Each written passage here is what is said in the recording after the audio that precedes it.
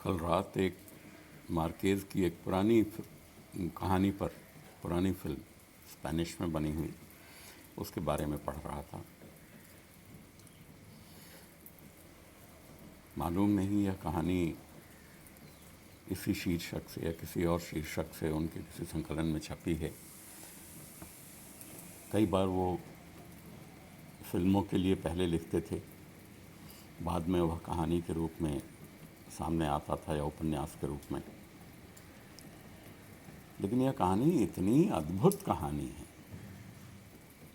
कई बार जैसे मार्केज़ का नाम हमेशा जादुई यथार्थवाद के साथ जोड़ के लिया जाता है, जो वास्तव में ना घट रहा हो, लेकिन लेखक उसको घटते हुए दिखाता है अपनी कहानी में। कुछ कहानियाँ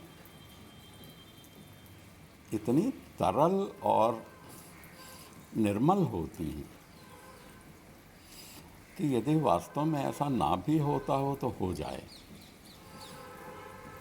मन ये कहता है।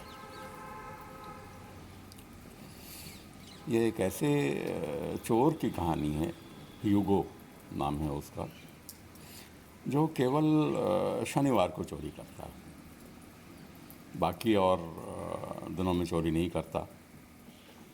कुछ दिनों पहले मैंने कर्नाटक के किसी ऐसे चोर के बारे में एक खबर पढ़ी थी कि वो भी जो पकड़ा गया था वह भी केवल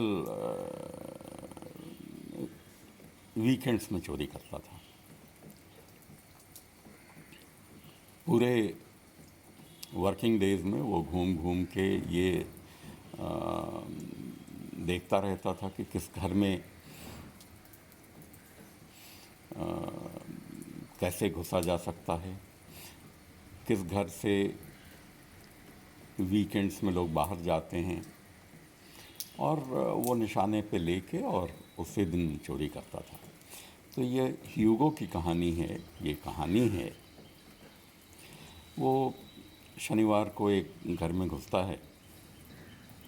उस घर में एक 30-35 साल की औरत और उसकी 3 साल की बच्ची है। उसका पति काम से बाहर गया है,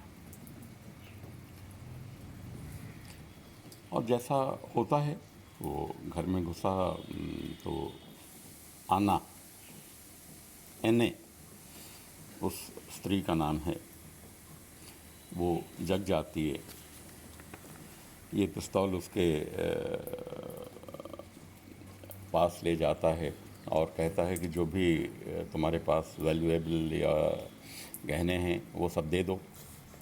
वो सब दे देती है और उससे ये कहती है कि बस एक काम करना कि तुम्हें जो ले जाना हो ले जाओ, लेकिन हमारी पॉली, हमारी बेटी के पास मत जाना, उसको किसी तरह का नुकसान नहीं पहुंचाना।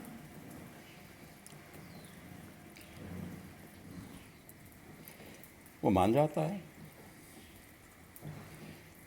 फिर जब उसने सामान ले लिया तो सोचता है कि अब जो मुझे आज करना था वो तो कर ही लिया, अब क्यों इधर उधर और भटकना है।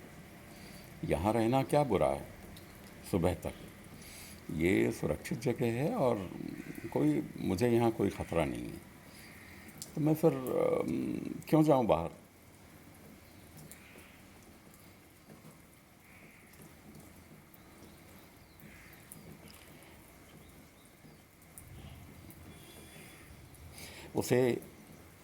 उसने पहले से पता कर लिया था कि घर का जो मालिक है वो इतवार रात को लौटेगा, उससे पहले नहीं लौटेगा।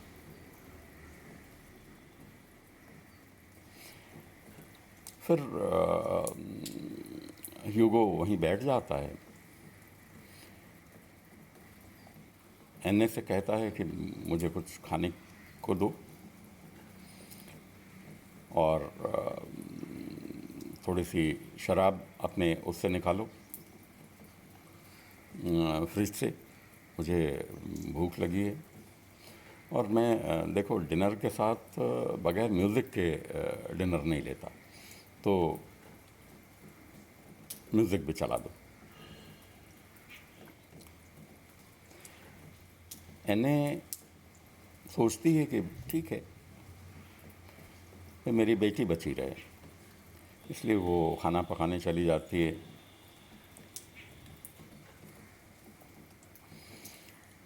और उसके अनुसार काम कर देती है, उसको कोई डर भी नहीं लगता। इस बीच ह्यूगो ने सावधानी बरतते हुए उसके टेलीफोन का तार काट दिया था। और उसका घर थोड़ा सा अलग सा था, आसपास बहुत घर नहीं थे, इसलिए कोई बहुत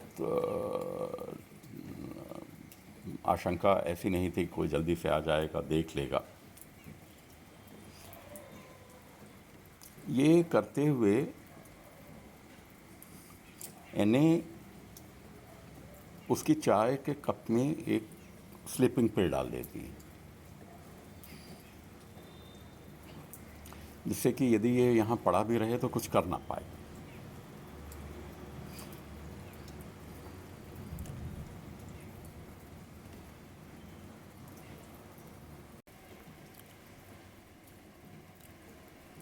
उसे किसी ने बताया था कि ये महिला एने ये एक बहुत लोकप्रिय रेडियो प्रोग्राम की होस्ट भी है, जो जो बहुत अपने म्यूज़िक के कारण बहुत लोकप्रिय है। और ह्यूगो उसे हमेशा सुना करता था, वो उसका बहुत प्रिय कार्यक्रम था।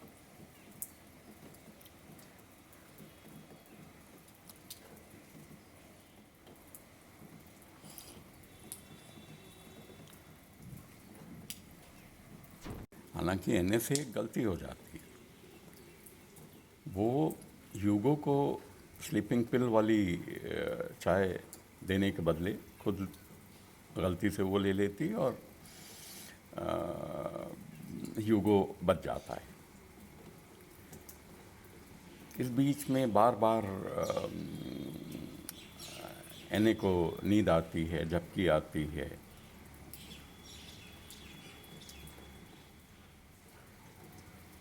सुबह जब उठती है एने, तो देखती है कि वो बहुत अच्छे तरीके से उसको कंबल ओढ़ाया हुआ है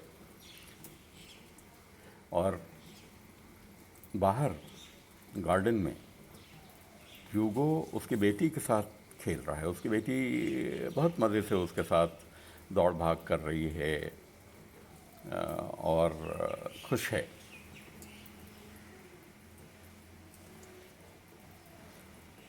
एने नाश्ता बनाती है और बार बार सोचती है कि कितने अच्छे तरीके से इस चोर के साथ मेरी बेटी हिल मिल गई है। ह्यूगो उसके बनाए पकवानों की बड़ी तारीफ़ करता है और बार बार उसके ऐसा कहने पे एने के मन में ह्यूगो के लिए एक आकर्षण भी पैदा होता है। उसके वहाँ होने से एक खुशी भी होती है। तभी एने की कोई पड़ोसन उसे लंच के लिए बुलाने आती है। ह्यूगो तो पहले बहुत डर जाता है, लेकिन एने ने रास्ता निकाल लिया। वो अपने पड़ोसन में कहती है कि मैं लंच के लिए आती तो अच्छा लगता, लेकिन मेरी बेटी की तबीयत ठीक नहीं है, इसलिए मैं आऊँगी नहीं। उसके बाद वो तीनों, ह्यूगो, एने और पॉली, ये तीनों पूरे दिन, पूरा इतवार बहुत मज़े में बिताते हैं, हंसी खुशी। ह्यूगो को ये ध्यान रहता है कि उसने टेलीफोन का तार काट दिया है, वो उसे दुरुस्त करता है। खिड़की में थोड़ा बहुत टूट फूट थी, उसको ठीक करता है और भी सीटी बजाते हुए बहुत मस्ती में जो छोटे मोटे इस तरह के काम हैं और जो कर सकता है वो उनको कर देता है। बातचीत में ये पता चलता है कि ह्यूगो बहुत अच्छा डांस करता है। डांसिंग एने को भी बहुत पसंद थी। फिर आफ्टरनून में वे दोनों मिलकर देर तक डांस करते हैं। पॉली बहुत उन्हें साथ साथ डांस करते हुए देख के खुश होती है, तालियां बजाती है और फिर धीरे धीरे सो जाती है थक के। वे दोनों पॉली के सोने के बाद एक कोच पे वे भी एक साथ लेट जाते हैं। तभी उन्हें ध्यान आता है कि अब तो दिन ख़त्म हो रहा है और अब पति के लौटने का समय है। तो ह्यूगो को तो अब तुरंत चले जाना चाहिए। जाने के पहले ह्यूगो ने जो वैल्यूएबल्स और गहने एना के लिए थे वो सारे के सारे लौटा देता है। एने उसे वापस लेने में बहुत आनाकानी करती है, लेकिन फिर भी ह्यूगो वो सारे गहने लौटा देता है। उसको कुछ सलाह भी देता है कि थोड़ी सावधानी से रहा करे, जिससे कि कोई चोर उसके घर में आइंदे ना घुस जाए। और माँ बेटी को गुड बाय कहते हुए ह्यूगो वहाँ से चला जाता है। बहुत उसके मन में कोई बहुत उदासी नहीं थी, लेकिन एना ज़रूर उदास हो गई थी। एने जब देखती है कि ह्यूगो अब गली के मोड़ से मुड़ जाएगा और दिखाई नहीं पड़ेगा, तो एक बार उसका नाम लेके पुकारती है। वो लौट के ह्यूगो आता है तो एने उसकी आंखों में आंख डाल के बिल्कुल स्पष्ट शब्दों में, बगैर किसी लाग लपेट के, ह्यूगो से कहती है कि अगले वीकेंड्स में भी मेरा पति बाहर जाएगा, तुम सैटरडे को ज़रूर आना।